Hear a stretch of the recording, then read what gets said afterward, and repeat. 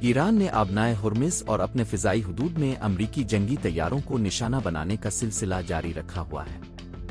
عالمی خبر رساں ادارے کے مطابق ایران نے آج اپنی فضائی حدود میں امریکہ کے 3 عدد F-35، F-15 اور F-10 طیارے مار گرانے کا دعویٰ کیا ہے، تاہم امریکہ نے تصدیق کی ہے کہ مار گرائے جانے والے طیاروں میں F-15 اسٹرائک ایگل اور A-10 طیارہ شامل ہے۔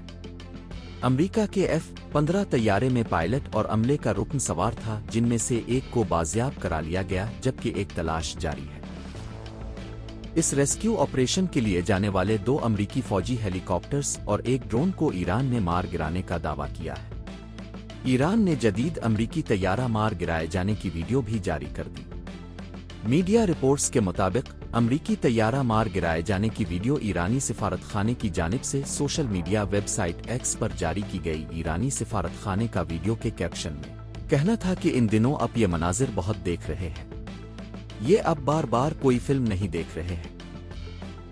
بیان میں کہا گیا کہ یہ امریکی لڑاکا طیارے ہیں جو ایک ایک کر کے مار گرائے جا رہے ہیں۔